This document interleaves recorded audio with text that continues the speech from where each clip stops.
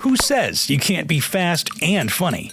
At 6'4", Alonzo Bodden may sport an imposing figure, but after talking with him for just a few minutes, you immediately understand why he makes a living as an internationally renowned comedian.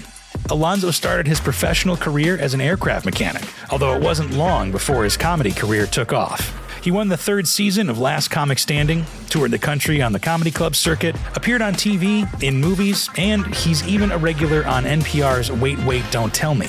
Between a 2008 BMW R1200 HP2 Megamoto, a 2019 BMW K 1600, and a brand new 2023 Ducati Multistrada Pikes Peak, Alonzo definitely subscribes to the school of thought that there's no replacement for displacement. Alonzo manages to maneuver those hefty machines through Southern California almost daily since he moved to Long Beach in the 90s. He's also taken quite a few tours all over the country. But still, lane splitting through the crazy SoCal streets takes a lot of skill and quick thinking, which Alonzo has plenty of. This is Alonzo Bodden. I'm your host, Mark Long, and you're listening to Driven to Ride. So we're with the hilarious Alonzo Bodden. How are you, sir? Thank you for joining us. I'm good. It's a hot Monday in LA. Looking at the temperature on my screen, it's 100 degrees out. Oof. So, yeah, summer's continuing. Yeah, here in Chicago, it was actually really nice. It was about 75 yesterday. It was a perfect day to go out.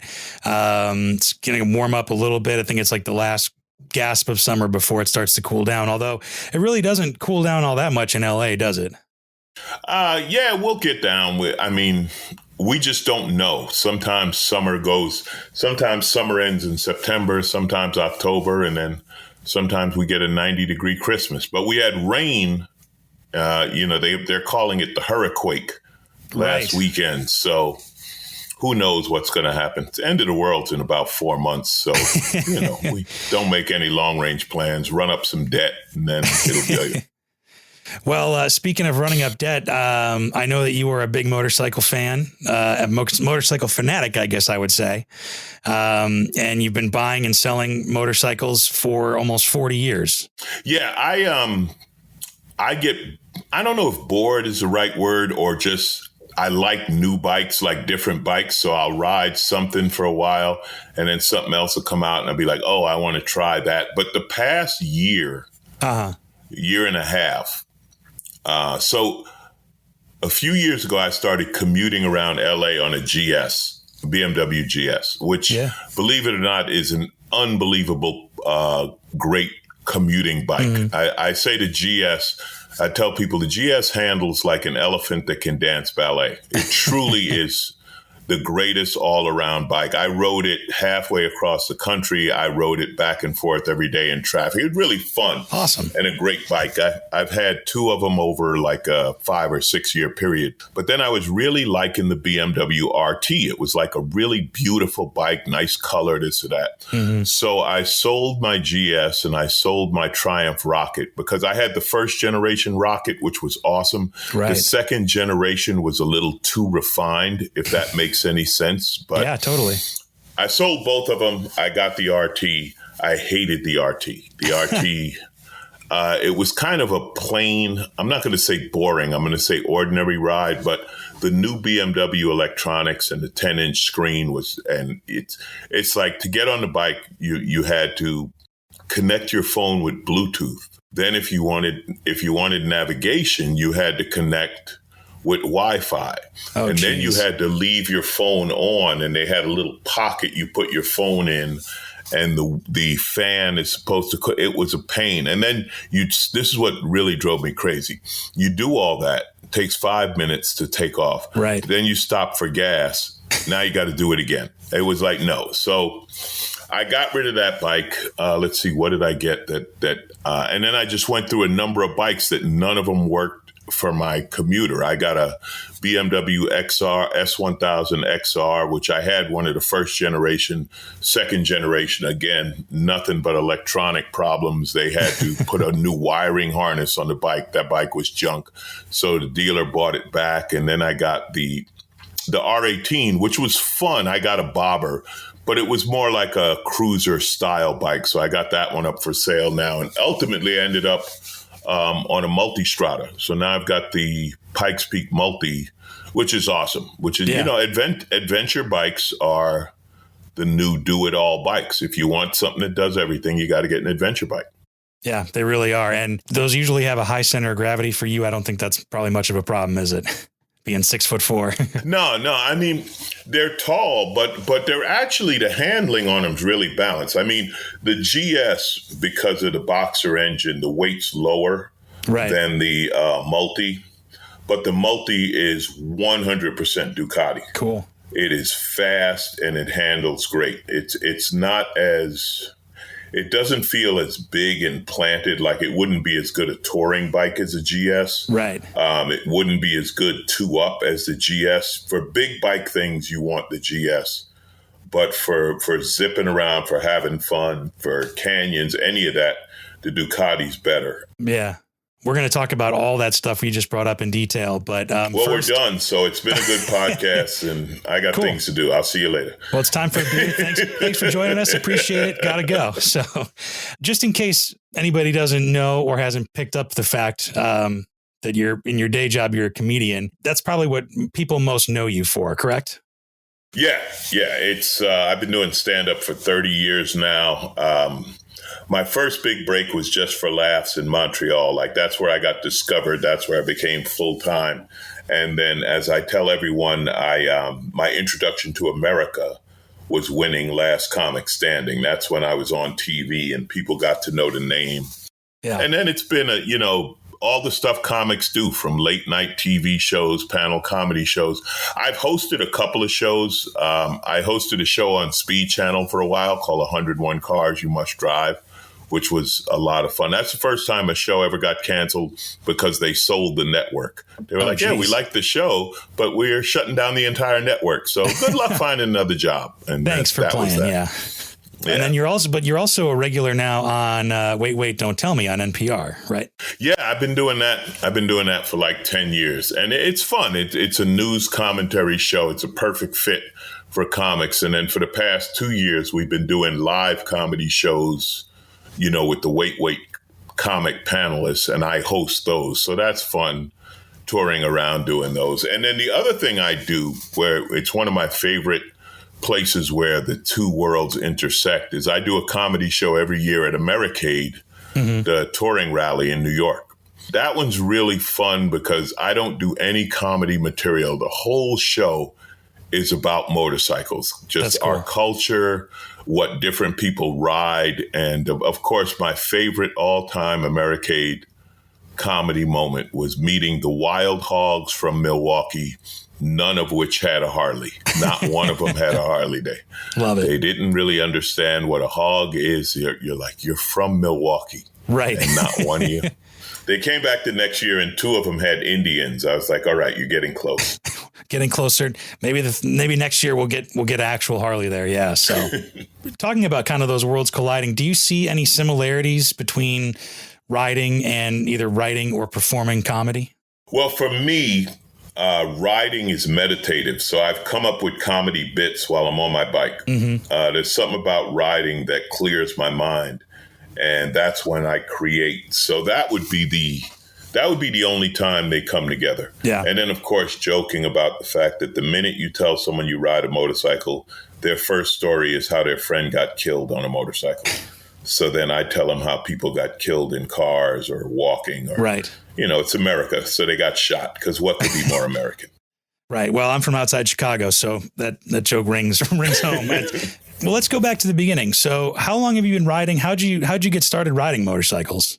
I fell in love with bikes. So my grandmother had a farm in South Carolina, and there was, from the main highway to the house, there was a dirt road, probably about a mile, 2 miles long, something like that. And there were these people who rented land from them, and their son had a bike. And this had to be in the late 60s. So I'm guessing it was a Triumph or a BSA. I didn't know anything about bikes back then, but sure, it was a British bike. And he took us for rides up and down that dirt road. And it just, from the first time I did it, I just fell in love with it. There was just something about that feeling. And I tell people I still get that feeling when I ride. So, I grew up in New York City, and obviously there wasn't a big motorcycle culture, and my dad wouldn't let me get a mini bike, but I was was just absorb everything, like every motorcycle magazine, mini bike magazine, whatever I could find, I read, and I love bikes. And I knew I was going to get a bike. And then I went to aviation high school. I got graduated. I got hired by Lockheed in Burbank. And I was like, oh, I'm headed to L.A. Sure. I'm getting a bike. And that's when I was 18. I bought my first bike. It was a Honda 404. Okay. And that started it. And you haven't looked back since. Have not looked back since. It's been a ton of bikes and even more money and not one regret. Hey, was there a regret? Let me think. I really honestly can't think of, now there've been a couple of bikes that didn't last long, but I can't say regret. Somewhere I read never regret anything that made you smile. So I like that. Yeah. And sometimes really you don't know what a bike's like until you spend some time on it. You know, you really get to know it. Yeah, sometimes there's no 2 or 3 day test rides. Right. You know, so you're literally, some people will keep the bike. Mm-hmm. You know, and I'm like, I'm not going to keep something I'm not enjoying. You know what I mean? Like, it's like, I get it. And believe me, owning a bike for a week is expensive. Right. Now, I will say that the bike dealers, I dealt with a couple and they knew me. So they were kind of cool about my trade-ins. They'd sell me something. They're like, yeah, this will be back soon. We'll keep the space open. We'll just give it. We know you. We'll give it a try. So, so what was it like? I mean, learning at 18, bought a bike. You're riding in Southern California. You know, back then it probably. I mean, I know traffic's probably only gotten worse, but I can't imagine it was open roads then either. So, what was that like? Learning to ride in that arena? So, I've been doing some work with the Motorcycle Safety Foundation and the training classes and stuff. And I tell them, I learned back when you bought the bike. They said, this is a clutch, this is the brake, this is the throttle, this is the shifter. If you make it home alive, you're a motorcycle rider. And that's what you did. You know, you just got out there. Yeah. But I compare riding in LA to playing a giant game of Frogger. Okay. And I think probably the best advice I got, and I don't remember who told me, but somebody told me early on, they said, ride like they're out to kill you. Yep. And I've never let go of that. Like, you got to keep your head on a swivel. What's gotten worse are cell phones. Oh, yeah. Cell phones and iPads. I mean, in LA, you just assume you learn things, right? If they're in a Tesla, they're not driving. The car is on autopilot. If they're in a large SUV, they don't see you because they don't care. Like when the big SUV thing became a thing, probably in the early 2000s, what they told every soccer mom was, hey, this truck is super safe for your kids. What they didn't tell them is this is a truck, not a car. It's big, it's slow, it doesn't turn. But so they'd be driving them and they're not paying attention to anything because they're in a tank. Right. They're like, I can hit. And the dealer told me I could hit anything and I'll be fine. So as a motorcyclist, you have to be aware of that. Now, I will say, and this is a very interesting thing that's happened. You know, California is the only place it's still legal to split lanes. Right. And we do it all the time. People are more conscious and nicer to us lane splitting now than they were in the 80s. Really? Back in the 80s, when you split lanes, people would cut in, like try to hit you or try to block you, like they were mad that you were progressing. But now people, it's the other way. People, when they notice you, will tend to part a little, you know, just a little, just enough to let you go through. So that part is cool. But yeah, you got to keep your head on a swivel. And the other thing I tell everyone is you have to live through your 20s. Sure. Right? Because in your 20s, in anything you do in your 20s, you're an idiot and you're indestructible. I learned the hard way like anyone else. I was passing someone on the right. Someone turned into me. I went down. I broke my wrist. Ooh. My helmet saved my life. Like my helmet had the divot in it of the corner of the curb. So that's what my head hit, you know. So if I didn't have a helmet on, I'd have been dead that day. Needless to say, I'm a strong believer in helmets, real helmets, not plastic caps that show how tough you are. And I don't even get mad, like, you know, stunters and stuff like that. It's like, yeah, I wish they wouldn't, but at that age, it's what people do, you know, and some of them, the thing about stunters and riding crews, you see the Rough Riders, they rode with them a little. I wasn't a member, but The guys and the women, the people at the front of the pack, some of them are incredible. They know how to ride, and some of them are actually incredible riders. The middle and the back of the pack will get you killed. Really? They're just not that good, and they're trying to keep up. See, they're riding over their head. Like I got you. Yeah, they're not riding their own ride. Nah, I have friends who are track junkies. Mm-hmm. Those guys are so fast. Like you hit a canyon, they just walk away. And what you learn is let them walk away. One of the guys, he's really funny, a guy named Danny Coe, who I haven't seen Danny in a while, but Danny was a pro. Danny raced with Freddie Spencer back in the 80s or whatever. Wow, okay. He rides a Honda Hawk, the 600, 650, whatever it is. The older Hawk. Mm-hmm. You cannot keep up with Danny. You'll never see his brake light. He's incredibly smooth and super fast. And it's funny because he plays with the squids who have the latest Gixxer or R1 or whatever. And they're like, this old man is on a 650. And it's like, yeah, good luck with that. Yeah. Good luck keeping up with that old man. Sails away. He probably makes it look super easy too. That's probably the most frustrating thing. Unbelievably easy. Yeah.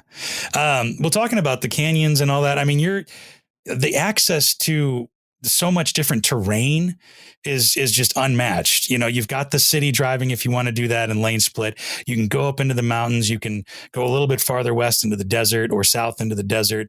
You can go to Baja if you really want to. I mean, what's it like being able to kind of pick wherever you want to ride in those beautiful areas? And what kind is your favorite? We're spoiled. Yeah. We're unbelievably spoiled. 10 minutes from me is the intersection of Topanga and Mulholland. So that just starts some of the greatest riding in America, if not in the world. We have the most beautiful canyons, and you ride through the canyons and you end up on the coast highway. So, we have to suffer through that, right? And then you can go north to Monterey and mm-hmm. whatever you want, or you go south to San Diego. And so we're spoiled. Yeah. It's funny. You live in Chicago. I have a friend in Chicago. Mm-hmm. And she rides, and she asked me one time, because it was the first time she had to put her bike away for the winter. It was like October, and they take them to the dealer, and the dealer winterize. She said, "What do you do with your bike in the winter?" I was like, I ride it, and then she cussed me out. Right. She realized. So we're spoiled in that sense. I mean, when I did the Tail of the Dragon, right, because I had a gig in Knoxville. Okay. And I said, let me rent a bike and do this because everyone talks about it. And the Dragon was fun, but I had to say, we have better roads than this, in Southern Cal. I mean, the problem with the Dragon is you have a bunch of tourists on it that don't know what they're doing. And, it's like we have roads where you just won't see another car or bike or whatever when you get out there in the morning. Now, we have some bad ones and some this and that. So, but sure. The great thing about riding in LA is you can ride in 3 different directions and in 30 minutes not know LA exists. It's incredible. It's a beautiful, beautiful thing. So you can do that ride to clear your head in the afternoon. You don't have to. In a lot of parts of the country, you have to go somewhere. I did Black Bike Week in Myrtle Beach. Oh yeah. I had some stuff on the East Coast. So what I did, I bought a bike. I bought a Valkyrie Tourer because I'm a big fan of power cruisers. Love the Valkyrie. Yeah. I shipped it to North Carolina or South Carolina. I did the Black Bike Week. Then I rode up the coast. I got to ride the Blue Ridge Mountain Parkway. Beautiful. And I went to Americade up in New York. So, and then I came home and I sold the bike. Like basically I just bought the bike to do that East Coast tour. Yeah.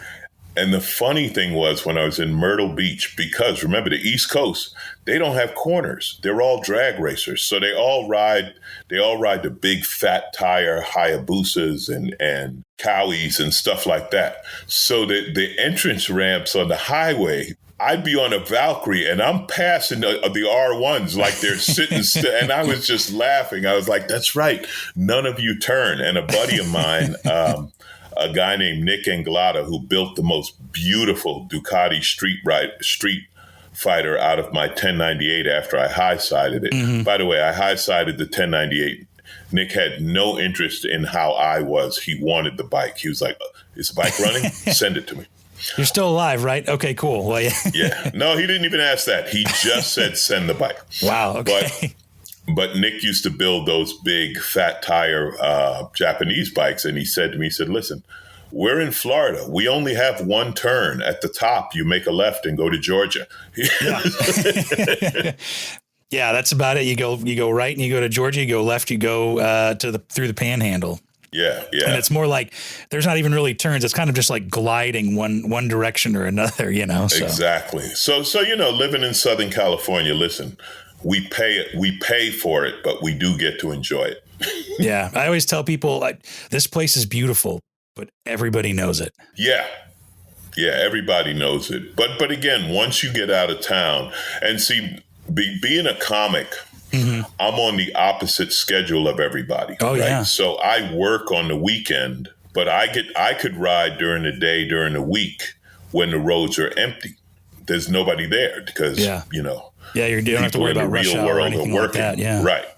So in that sense, it's kind of fun. And I've never been a big group rider. I like riding alone. I got a few friends I ride with, but I've never been a big fan of big group rides. I've never been a member of a club or anything like that. It's not my scene. Sure. Yeah. Well, and that's the cool thing with motorcycling is you can make it a solo affair. You can make it a big group thing. Or you can go to these meetups like Americade. Let's talk about that a little bit. Tell me all about Americade, how you got involved in it. What's it all about? So Americade, well, I guess historically, Americade started out as a big Goldwing rally. Okay. When the Goldwings really became touring bikes, when they started coming from Honda as a factory touring bike with a fairing and bags and stuff, people don't know, but the original Goldwings were all naked and you had to buy all that stuff yourself and put it on. I didn't know that. Wow. Okay. Yeah. Yeah. The history of the Goldwings, fascinating. They originally built it to be a super bike in comparison to the 754. And then what happened was people kind of made it into a touring bike. They were like, this bike's great. I'm riding it across country. And everyone started doing it. And then Honda was like, oh, okay, we'll build it that way, But anyway, so Americade started out as this touring rally. I guess it kicks off the summer in the Northeast. It's up in Lake George, New York. And they get over, I guess, a week-long period, 20 to 30,000. Wow. Okay. Probably 20,000. I don't know. It's pretty big. So years ago, Christian, the guy who runs it, he called me and he said, hey, man, I know you like motorcycles. We have this big rally. You want to come in and do a show? Mm-hmm. So I was like, yeah, why not? Sure. So I went there and, I went in not knowing what I'm going to do. And I just started joking. But when you get there, you see there's a BMW group, there's a Honda group, there's a Harley group, and there's other. You just see it. So I started joking about like the BMW guys who are the guys who, if you don't do 300 miles before breakfast, you're not really riding, right? And then the Goldwings is how many lights can I put on my bike and my matching trailer? Right. And the Harleys, it's all about polishing. I said every morning they had to polish the darkness off, and the Harleys come from 50 miles away in a trailer, so it just became a bunch of jokes like that and joking with people because everyone's in the culture and everyone knows. And then the manufacturers are there with demo bikes, right? BMW, Harley, and Indian, and all of them are there. And I got to know them and they were like, well, you don't, because I'd fly in because I'm from LA. They're like, well, you want to borrow a bike while you're here? And they would lend me bikes and I could do rides while I was there. And it just became a thing. So I love it now. I'm just a part of it. And it's big fun. I did ride one year. I rode, I took the time to ride because I always wanted to ride across country. Yeah. And now I had the destination. And I always say that that's one of the few things I've done in my life that exceeded any expectations. Really? It was just such a great ride. I did the middle of the country, Highway 50 and I-70, you kind of jump back and forth. But what I was doing was, because people were like, are you going to be all right? You're going to be safe? I'm like, I'm on a year-old BMW touring bike and I have credit cards. I'll be fine. It's not 1925 and nothing's going to happen, Right. And right. my thing was ride to the end of every major, like when I'd stop, I would pass the major city. Okay. So that the next morning I didn't have to deal with traffic. That's smart. That was my strategy. And That's super smart. I think it took me about 5 or 6 days, but it was just a great ride. And every night I would catch up to the rain. There was a rainstorm. I'm going across country. Well, no, it was great for me because, being from LA, I never ride in the rain. Oh, yeah. And I never really learned to ride in the rain. And if you need to ride in the rain, do it on a BMW because it's something about the bike. The bike was like, yeah, I'm fine. Let's go. And it was really, but it was educational for me. And then the worst part, and this might have been the worst ride, the most miserable ride I ever did. I had to cross from Pennsylvania to the Jersey Turnpike across the George Washington Bridge in the pouring rain. Oh, boy. Miserable, slippery, blind. It was crazy, but I'm glad I did it. I would never do it again. Right. Yeah, it's one of those things where you look back and like, I'm glad I have that experience, but now I have the wisdom to like just wait it out or just stay away from it completely. So right. Yeah. The George Washington Bridge is not motorcycle friendly. Does it have the grates on the bottom? Yep. Yeah. Which are fun in the rain. Oh God, I can't. They're not even fun in the dry. I mean, I was when you go into Chicago over the bridge and under the post office and everything, and those grates are always there. And it's like anytime you ride in, it's like handlebars are shaking. You just got to let it go. So I can't even imagine what that's like in the rain. So and in New York, we're and all that. So I've ridden in Chicago, and they have that weird upper and lower whacker drive thing is just weird. Because once you're on lower whacker, you die down there. There's no way to get back up to the. You're looking at people above you and like, how do you get up there? And they're like, you don't. You live down here now forever. Yeah, that's Chicago's purgatory basically because there's no cell service, so you can't get GPS. You got to just kind of take it as it goes, and then once you see daylight, that's where you got to kind of end up that way. So, but it's one of those things where if you know how to navigate it at least a little bit, you can bypass so much of the city to go everywhere. And it is cool on a bike. I've done it once or twice. Well, yeah, I was with a local rider and they were telling me, yeah, this is where we go to ride. It's fun. And it was fun riding down there. You just don't know where you are, but it is like open and kind of, for a city ride, it's a fun place to be. Oh, yeah. Yeah, for sure. So would you say that's probably your biggest trip, or have you kind of done a bigger kind of trip than that? Yeah, that was my biggest trip, but I've been lucky enough to do some great rides. I was in Sydney, Australia. And again, when you put it out there that you're a rider, people reach out to you. So I did a show down there and I was talking about motorcycles, and this motorcycle dealership, they were funny. They called me and they said, if you mention our dealership on the show, we'll give you a bike while you're here. And I was like, well, I want to thank Sydney, blah, blah, blah. And then they have an equivalent to the Coast Highway that kind of goes around Sydney and the base of Australia. Okay, wow. And I got to ride that. That was beautiful. That was fun. Yeah, it's so I've had some rides, but obviously going across the country, I mean, that's the longest one. Yeah. And I still want one day, I guess it's a bucket list thing, is to ride in Europe, do the Alps or one of those tours where they take you through the European mountains and stuff. That's bucket list. Yeah, same here on that one.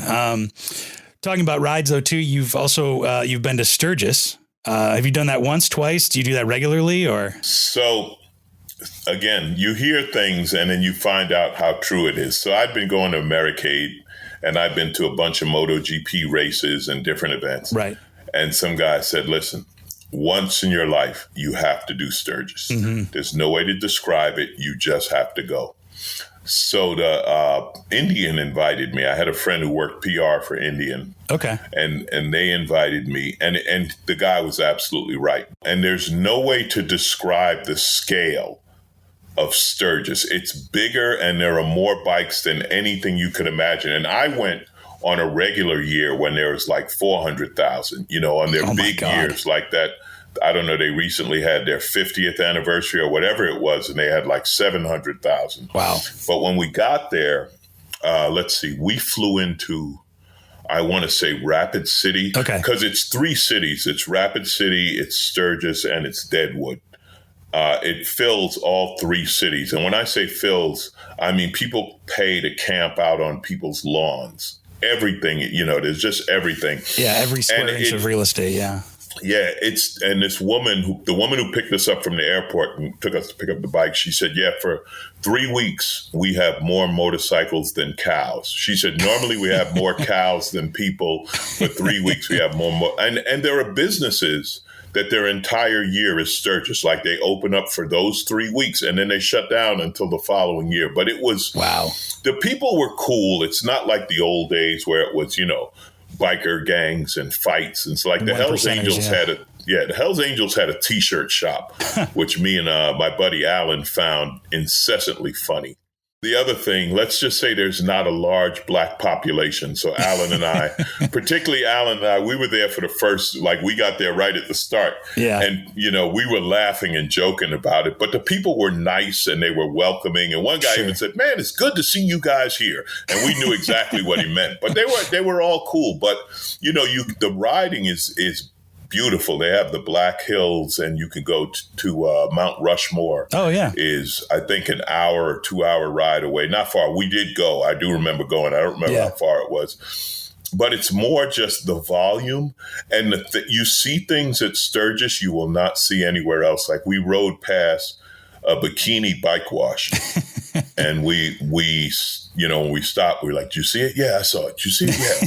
What do you think?" We were like, I don't know, 7 months, 8 months. There was a pregnant woman in the bikini washing Harleys. God. We were like, only at Sturgis. And that probably wasn't the only bikini bike wash either. There was probably one on the other side of it. No. There are a lot of people anxious to get naked that you probably don't want to see naked. Well, it sounds like bikini car or bike washes aside, it's still worth the experience to go just to kind of see it. No, it's something to see. And obviously it's so dominated by Harley, Actually, the American motorcycle scene is so dominated by Harley. It's amazing. And I was like when you go to Sturgis, you're like, okay, so if you have a black street glide, how do you find it? How do you, just like I went to MotoGP. I went to Valencia in Spain. Okay. Yeah. In Europe, MotoGP is bigger than anything. There's 100,000 people that go to MotoGP. Wow. And it's the same thing. It's like, okay, I have a blue R1. Yeah. Good luck. Good luck. I think you're going to have to wait till everyone leaves, because it's a sea of sport bikes. And, as you know, the color palette's limited. If you have a Honda, it's red. If you have a Yamaha, it's blue. If you have a Kawasaki, it's green. Yep. And if you have a Suzuki, it's blue and white. And try to find it. Well, I got to say, Alonzo, you seem like the most eclectic guy when it comes to motorcycles and riding. You'll do anything. The only thing I did, and I did this, so Triumph, and again, I'm incredibly lucky, right? Because of my career in entertainment and the stuff I do, I get invited to do stuff, Mm-hmm. So Triumph invited me to ride the adventure bike, the Explorer, in Portugal. Wow. And they had an off-road adventure class. And I've never been an off-road guy. Like I said, I grew up doing street bikes and everything else. So the adventure part was fun, but what I learned is it's not really my thing.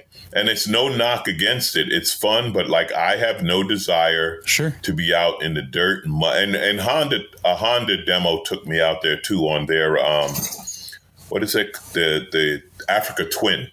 Oh yeah. They took me out there too. Not as extreme. The Portugal one was more extreme, but I kind of learned nope. Not my thing. And again, good for them. It's fun and people love it. Not my thing. Yeah. I owned a Harley for well over a day. And that was, the I deal with a place called Pro Italia. They handle Ducati and MV and this and that. And I love Ducatis and Aprilias. So he had this old Harley Fat Boy that someone had traded in and had a supercharger on it. Okay. So now, if you know what a fat boy is, it's twice as fat now because it's got this big supercharger hanging off it. And I have this bike shop I deal with. So I went there. I said, hey, man, how about we put a fat back tire on this to match the engine? Right. And then they're like, well, okay, what if we polish the wheel to match the supercharger? Well, we had to paint the back. What if we, and so I was like, okay, so this is going to be a custom bike. They were like, yeah, we're going to get it in a magazine. And they finished it and it got in a magazine and I rode it and I was like, this ain't me at all. Go ahead and sell it. So I had it for 2 days. Yeah. And, but the Harley thing is a culture and a world unto itself. Oh, for sure. I get it. I don't know if I'll ever be part of it. But, God bless them because it's the biggest culture, it's the biggest motorcycle culture in the world. Yeah. But it's just not my thing. So. Yeah. Well, I've seen that you are a better dirt track rider than Jay Leno. Yes. There's video evidence of that. Yes. Yes. You've been on Jay Leno's garage a couple times. That guy's made you do a lot of weird stuff. So Jay and Jay's the greatest. Jay's I'm lucky to consider him a buddy. And so Jay, whenever Jay had a weird bike for Leno's garage, he would give me a call. That was his thing. It's like, oh, this is a weird ass bike. What's Alonzo doing? So we did the dirt track class, which that was fun. And I also did Colin Edwards' dirt track class. I'm not really good at it, but I'm not bad at it. But yes, I did legitimately beat Jay. And then they had me, they told me, okay, go crash. We need video of you crashing. And I was like, all right, So I did that. We raced. This was so much fun and so stupid. We raced Urals. For those who don't know, a Ural is a 2-wheel drive sidecar bike. I forget where they're made. They're made somewhere in Europe, Eastern Europe. I think they're Russian. They were Russian design. I don't think they're made in Russia. It was a Russian design, but I don't think, but anyway, the funny thing about them is they have 2-wheel drive, but no differential. Oh, geez. So in other words, when you put it in 2-wheel drive, the bike's wheel and the sidecar wheel are turning at the same speed, right? Yeah. So you can't turn. No, because what a lot of people don't realize, when you turn, your wheels are moving at a different speed, and that's what the differential allows. Mm-hmm. So with these, you could, if you were in 2-wheel drive, you turn the bars, it's just going to plow straight ahead. So Leno's people have this brilliant idea of, we're going to take these 1940-something design sidecar bikes around a motocross track and race. It was hilarious and it was fun. And yes, I did beat Jay. And then another time we had a bike with a barbecue grill on the side. And we rode around LA cooking hamburgers while we ride. Like, you stop at the light, you got to jump off the bike, open the grill, flip the burger, then get back on the bike and go. Yeah, it was hilarious and fun. He had Fishburne on, and they tested like this new BMW street bike, track bike, whatever. Mm-hmm. And I was like, so how come I don't do that? And he was like, because you don't star in movies. I was like, fair enough. Fair enough. At least he's honest, I guess, right? Is there anything that he came up with or his people came up with where you're like, I'm not doing that? Anything just too crazy? Or no, you just whatever they do is going to be fun, and I'm up for it. Well, is there anything else you wanted to talk about motorcycle wise that we talked about? Any subject that we didn't catch? Well, you listen, we're all riding. So if you're on a road glide, just keep in mind that person on the Grom is having as much fun as you. If you're on a Gixxer, and you're killing the canyon, the guy on the Japanese cruiser is having as much fun as you. Like, it's all riding, So that's, to me, that would be the thing, and try something different. If you never know. Now we have those 3-wheelers, and that's a whole different thing. The slingshots and the Can-Ams. And again, the customized ones, I see some customized slingshots. I'm like, man, that thing is badass. It ain't for me, but it's beautiful, so good for you. You can respect it. Yeah. And then there's that argument. Is that a motorcycle? I don't know. I think the Can-Am is more of a motorcycle than the slingshot, because the slingshot you sit in. Right. You're sitting in it like a car. The Can-Am, you're sitting on it like a motorcycle. Yeah. But, for the people who love them, have fun. And scooters are another group. I think one day I'm going to get one of those big scooters, those big 600cc scooters. Oh, yeah, or whatever. The Silver Wings, I think, or I think the yeah, Honda or the Silver Wing, Bergman. yeah. The Bergman. Okay, I was on the freeway once and I got passed by a scooter. And I was like, what in the hell was that? And I raced to catch up. It was a Suzuki Bergman. And I was at the dealer and the dealer said, oh, yeah, man, those things do 100 miles an hour all day long. I was like, wow. That's insane. And apparently in Europe, they use them all the time. People get them as commuter vehicles because they have a trunk under the seat and they're, you don't have to shift. It's still a scooter. You just turn the throttle and go. And apparently they're hugely popular everywhere else in the world but the States. Well, what would be fun is getting a Bergman scooter and then just racing past someone on a motorcycle. Just a scooter. Just wave at them, thumbs up, wave at them as you pass by and leave them behind. Yeah. Well, Alonzo, thank you so much for your time. I've really enjoyed the conversation. How can people, if they want to get in touch with you or see some of the comedy, how can they do that?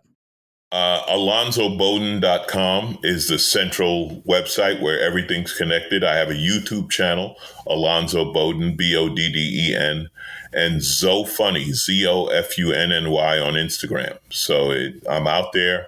If you just Google Comic Alonzo, you're going to get me or Christella Alonzo. And I'm much taller than Christella. You can tell us. Perfect. Well, thank you very much. I really appreciate the time. And hopefully we'll talk again soon. All right, man. Take care. Thanks for listening to Driven to Ride. Interact with us and check out full unedited conversations, photos, interviews, video interviews, plus other goodies on YouTube or Instagram at Driven to Ride Podcast. Or you can check us out at driventoridepodcast.com. And make sure you leave us a rating and review from wherever you get your podcasts too. Do you have an idea for an episode or a guest, or you want to invite us out on an adventure? Email us hello@driventoridepodcast.com. Driven to Ride is wholly owned by Flint Rock LLC, made possible with help from Matthew Miles, and written, hosted, and produced by me, Mark Long. We'll see you out there.